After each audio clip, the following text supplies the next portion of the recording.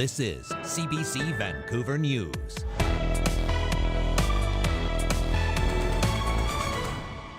She screwed up. She made a really significant error. BC's post-secondary education minister resigns from cabinet amid an outcry over her remarks about the Middle East. Plus, if we can suspend our judgment and our criticism, we can show compassion, perhaps those numbers will start to come down. trying to save lives and hope. The BC community had the highest number of poison drug deaths per capita last year. And Ever been forced to get on your hands and knees to deplane? No, I have not. This is the reality of people with disabilities who have shared some of their stories. the head of Air Canada faces questions about accessibility after several CBC News stories on the plight of some passengers. Good evening, I'm Dan Burritt. Thanks for joining us.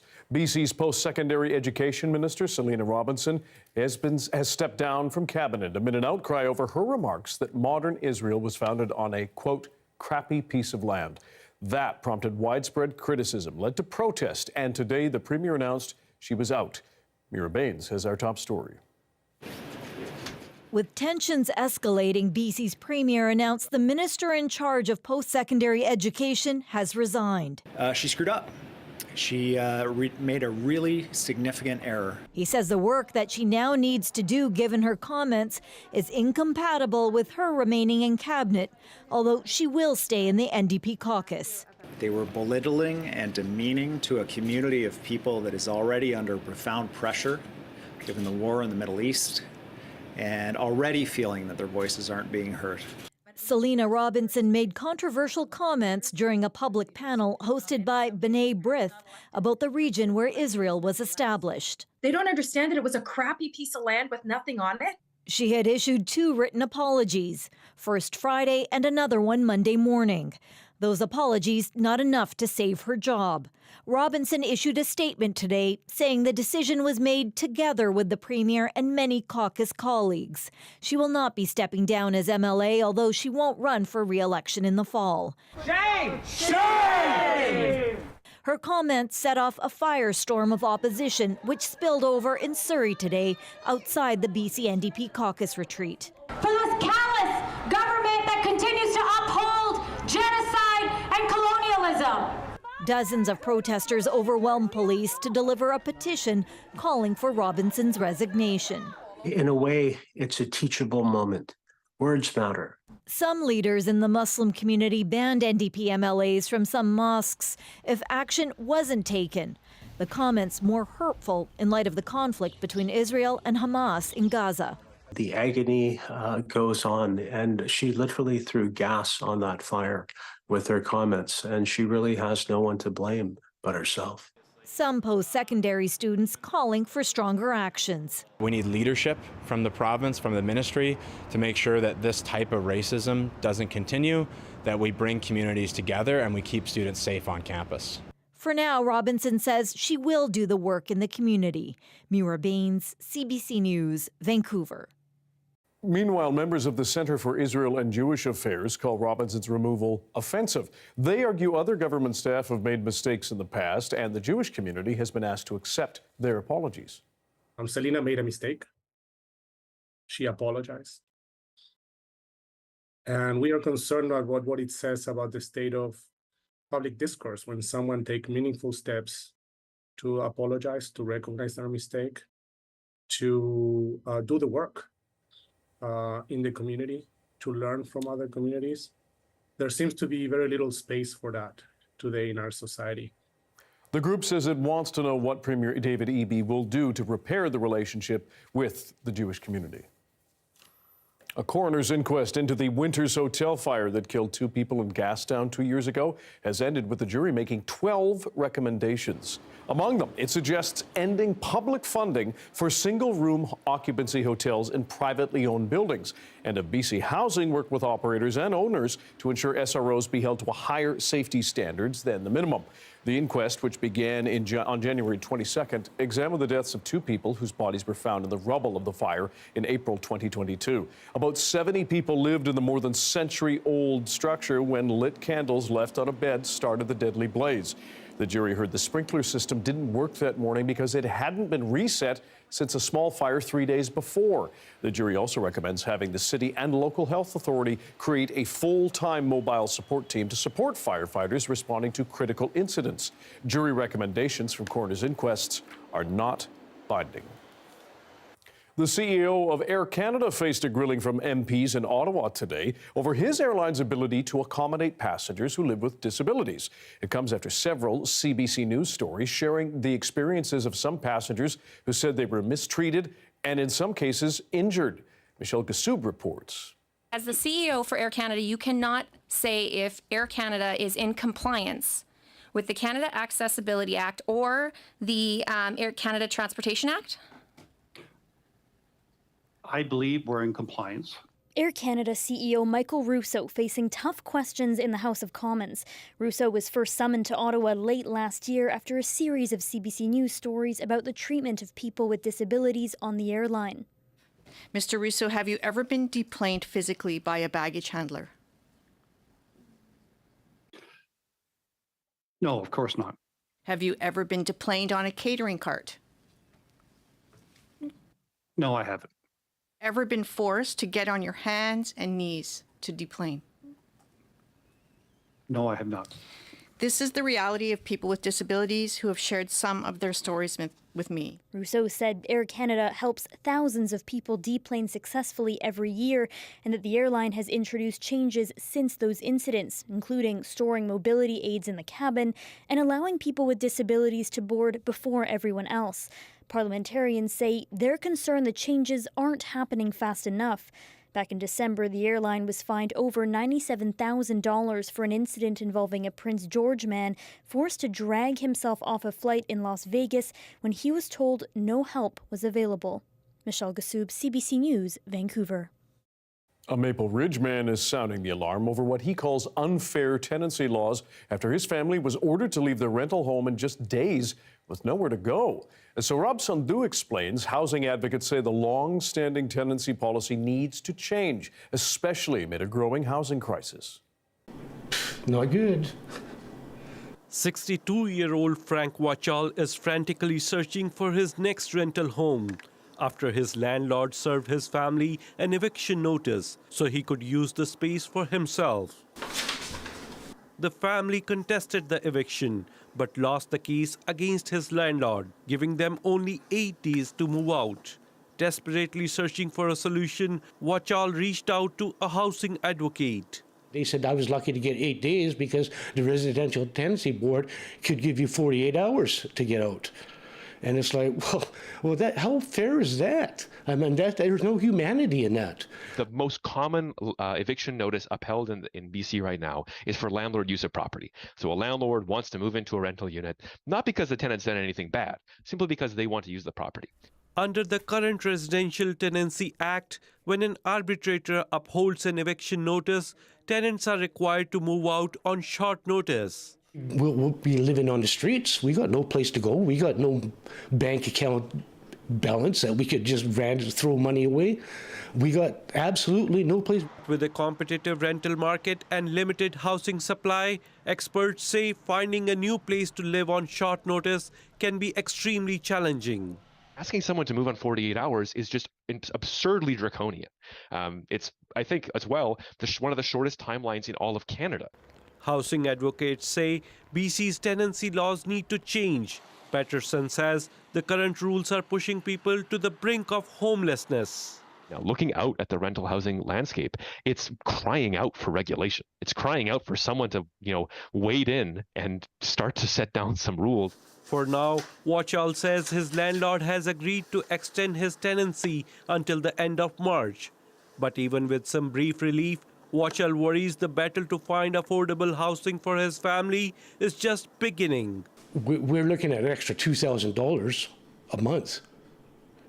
Easy. Saurabh Sandhu, CBC News, Maple Ridge. To other news now, it is not too early to start thinking about trying to get tickets to the FIFA Men's World Cup if you want to go. Vancouver is set to host 7 games in 2026. But how much will tickets be and when can you buy them? The CBC's Lawrence Watt has some answers. Well, the FIFA World Cup is coming to Vancouver, and according to Mayor Ken Sim, we are literally going to get the equivalent of 30 to 40 Super Bowls in the city of Vancouver over a month-long period. BC Place will be home to 7 games in 2026. That includes 5 group stage matches in June and 2 knockout matches on July 2nd and 7th. Team Canada will also play in 2 of these group stage games on June 18th and 24th.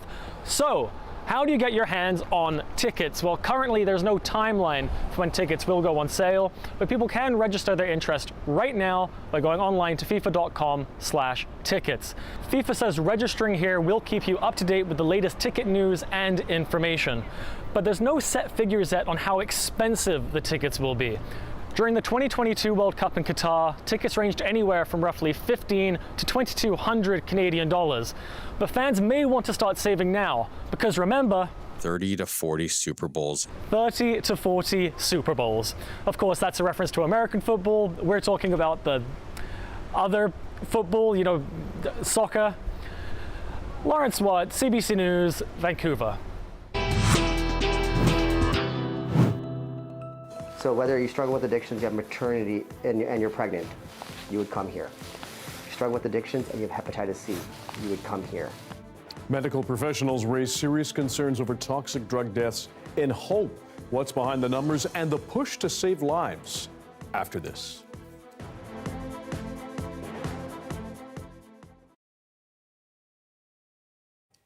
Hello to everyone watching our commercial-free live stream tonight. 1 year has flown by since BC implemented a new payment model for family doctors, a step aimed at addressing the dire physician shortage in this province. As Saurabh Sandhu reports, experts say the new model is helping BC strengthen BC's broken healthcare system, but access is still a big challenge.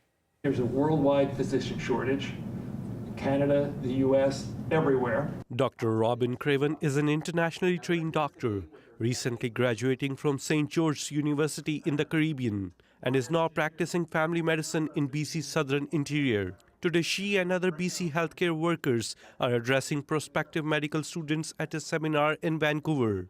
I'm well trained, I'm well able to do the work, I'm able to treat the patients the same as a Canadian trained. Craven says the process to settle back in BC as a family physician had its hurdles, but the new longitudinal family physician payment model was a motivating factor.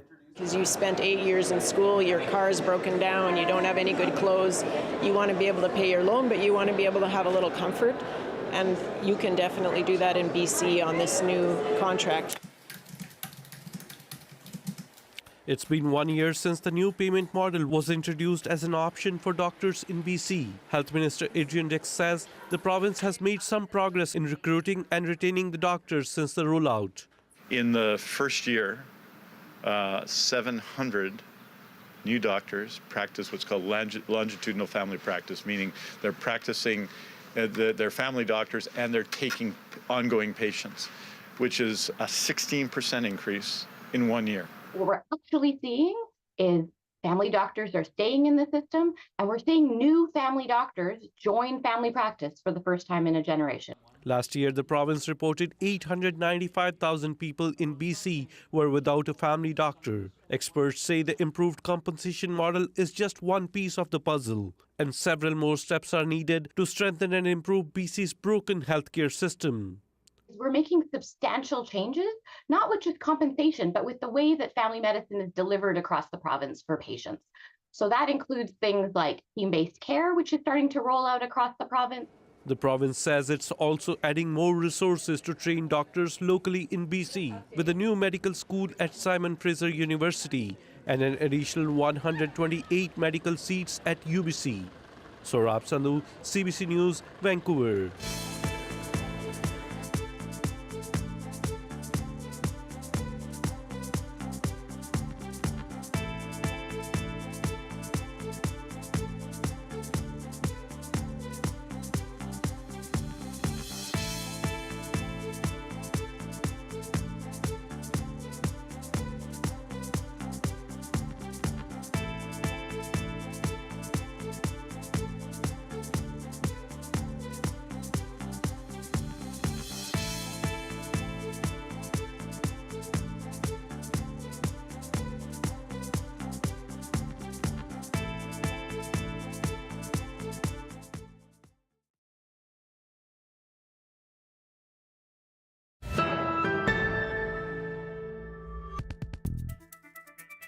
BC's toxic drug crisis killed thousands of people last year. In Hope, medical professionals and advocates are raising alarm bells about the grinding crisis there. That community had the highest number of deaths per capita. Our Michelle Gassoub traveled there to learn more about what's behind the numbers and meet the people trying to save lives. Hope is on the edge of a lot of things. This is the last stop before you head up the Fraser Canyon or venture the Coquihalla. This place has been hit particularly hard by the overdose crisis. Last year, it had the highest per capita deaths in all of BC. In 2023, 11 people died in this community. While that might not seem like a very high number when thousands of people have died across the province, for a population of around 6,600, that's a lot of loss. It's nearly triple the BC average and about 50% greater than the rate in Vancouver. So we met up with some of the people working here to try to stop the deaths. Hope was a logging town. My dad was a logger. We have some of that mentality of work is the work ethic. It's hard to break that from some of the old timers. Yeah. So some of the social issues aren't really socially acceptable to folks. It's not okay to have those conversations out in public. No. Yeah. And we shouldn't be dealing with those types of things. What does the overdose crisis look like in Hope? 25% of the population are transient. Hope is the hub of the province, so we have a lot of transient population coming through. Then we have those folks who are, using alone in their own homes, and then we have those who are street entrenched. So it's not, I can't just say it's this category of folk, it's a broad category. And it's not an easy subject for folks to wrap their heads around, saying that it's folks who are, out there working and they're recreationally using on the weekend. Folks don't want to hear that. They want to hear that, perhaps it's the street entrenched population. If you live in one of the towns that dot the Fraser Canyon up along Highway 1 and you don't have a car and you're facing addiction, what do you do? So we have our homeless outreach team. They go up the canyon. So we'll bring in harm reduction supplies. We will provide substance use services up along there. But again, it can be inconsistent because somebody is, you have an appointment today and they're not showing up for it for whatever reason. So I think that really it's an inconsistent system. While outreach workers are making their way up the Fraser Canyon to towns like Boston Bar, doctors here say the people supplying the drugs are doing the same thing. And they suspect drugs are also coming in from an influx of people now working on the nearby pipeline. This PharmaSave is one place in town people can get safe alternatives to those more dangerous drugs. In terms of your experience as a pharmacist, do you see people coming in? Does this brush up against your work? People that are suffering from addiction and maybe suffering overdoses? Oh yes, that's routine. People would come in sober in the morning. One of my musician friends come in sober in the morning, surprised me, said, look, I'm terribly addicted. I need to get off. He said, and I need to do something now. He says, and if I wait till 3 p.m, I'm already back into it. And then by 9, I'm plastered.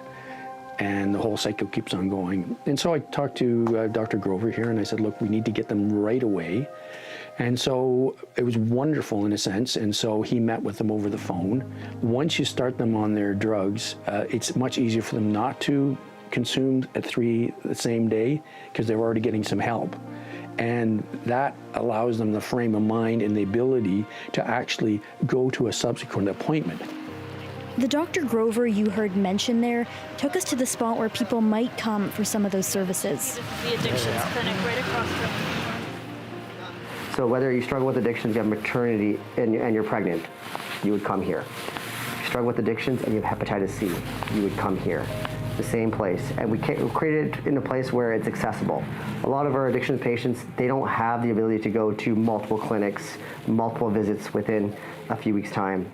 A 2022 report found that Indigenous people are more than 6 times as likely to be killed by toxic drugs than non-Indigenous people in BC. Dealing with these patients now for several years that struggle with addictions, They need that culturally safe and that trauma-informed sort of approach because they really feel that they can connect and tell you everything. But what we've encouraged is anyone that's using substances, bring in your drugs here, get it checked, and we encourage the drug dealers and everyone to bring it in. Police don't get involved. It's sort of anonymous, and we've been doing this for the last 6 months. I know the numbers don't show it in reality, but the numbers would be a lot worse. We encourage our vulnerable people to make art that, find what their passions are.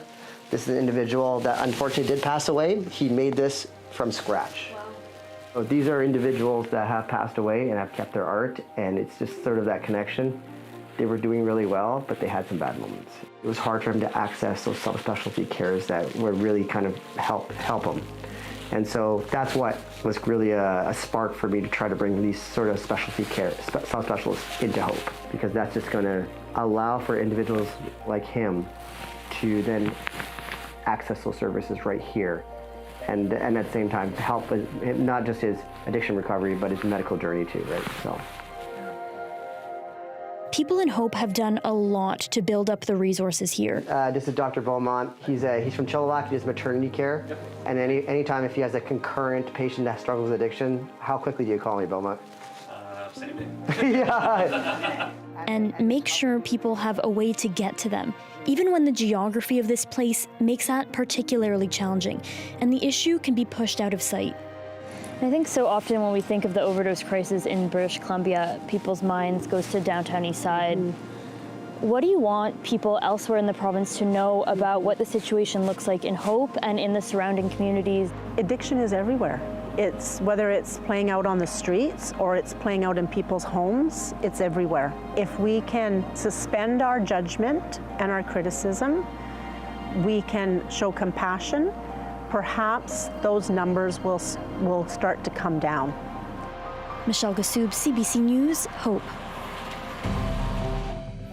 There's a live shot of Cambie Street with Vancouver City Hall in the background. We are back to cooler seasonal temperatures across the south coast and other parts of our province. Darius will have your BC-wide weather forecast next.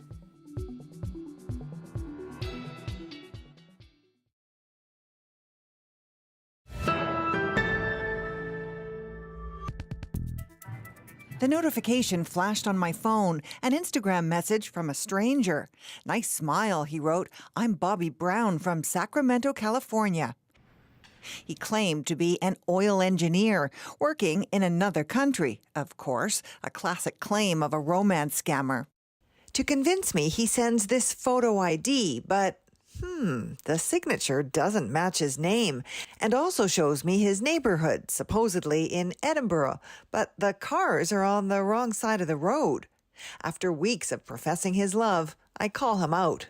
Reluctantly, he gives up the ruse, says he'll talk if CBC conceals his identity, worried about his safety. His real hometown? Not Sacramento, Ogara, Nigeria, where he says he was forced to become a romance scammer after his father lost his job. He says he went to live with a man who trained him and others. Late in the night, you're going to be called to the living room, get your social media account ready, start hustling. He says he works on his own now, tells women, often in Canada, that he can't access his bank account since, he's working overseas, needs data for his phone. They send him gift cards like these that he sells for cash. When a woman's clearly in love, he says, he goes for the big payoff, claims his son has been rushed to an American hospital and he urgently needs her to send a $3,000 deposit for care. This social psychologist says, unbelievable as the stories sound, people who think they're in a romantic relationship can feel obligated to help. Even a simple request that might seem outlandish from an observer's point of view might feel different when you are the one being asked to do things. Last year, 945 Canadians lost more than $50 million to romance scammers, about $53,000 each, and that's just what victims reported. The scammer tells me he knows it's wrong, but poverty runs deep. We're sorry we're not happy doing this, but we have no option. Authorities say the best protection: don't engage with strangers online who profess their love quickly, who claim they live near you but are working overseas, and who pressure you to send money. Instead, delete those messages and keep your cash. Erica Johnson, CBC News, Vancouver.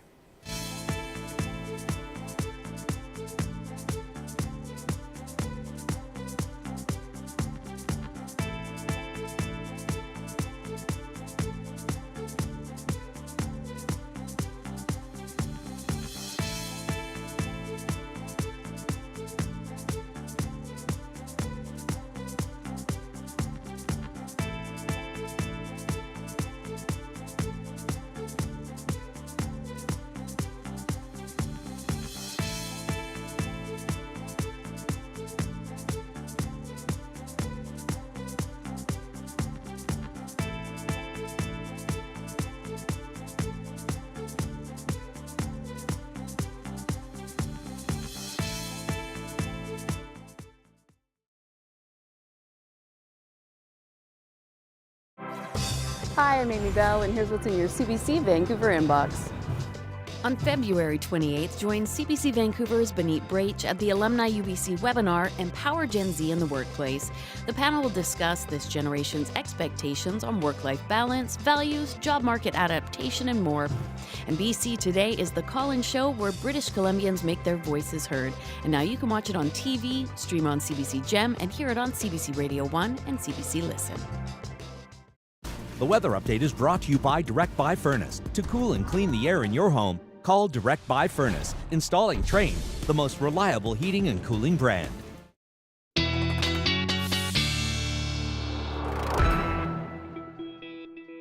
Time for our BC-wide weather forecast with Darius Madavi, and things are noticeably cooler. Yes. Although they should be.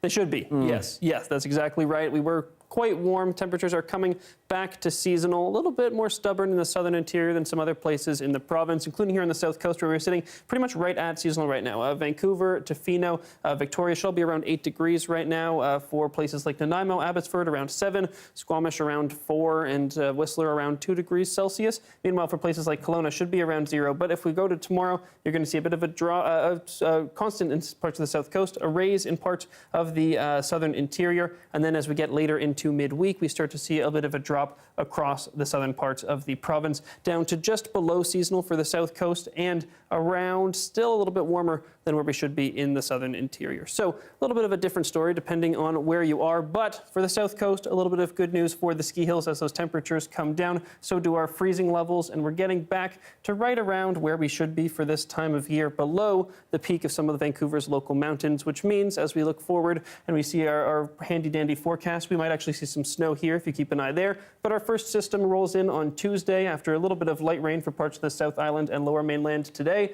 We start to see this big system come in. Shouldn't be too heavy in terms of precipitation, but it will cover most of the south coast by the end of the day Wednesday. And then as we continue to see it roll through, we start to see a bit of easing off. And then so most of the south coast getting at least some rain, some snow, depending on your elevation, but nothing unusual for this time of year. Then the next one rolls in around Thursday into Friday, but it's still a little bit unclear on the timing there and how big of a system that'll actually be. Now, if we zoom out to the province, you can look at the conditions across the board tomorrow. This is really going to be where most of our activity is here along the central and north coasts, and then a little bit of activity down here, but this is mostly mixes of rain and snow and shouldn't be too heavy in terms of anything in the southern interior, really. And then across the board, we just see plenty of blue sky across parts of the province tomorrow. If we zoom into the Vancouver mountains, you can see that in the days ahead, we actually see some snow on the local mountains, which will be welcome news for many folks who are looking forward to doing some mountain activities. And then for a 5-day forecast here in Vancouver, a little bit of a different story than we've had lately. A lot of flipping around compared to what we've seen lately, which is very consistent but unusual weather. We see a little bit of rain coming tomorrow overnight into Wednesday, and then again Thursday into Friday. But it's Vancouver. What do you expect? No kidding. Thanks, Darius. Thank you. And that is your late news for Monday. Thank you for joining us tonight. For news at any hour, check our website, cbc.ca/BC. Your next local news is on the early edition on CBC Radio 1 that begins tomorrow morning at 5:30. Have a good night.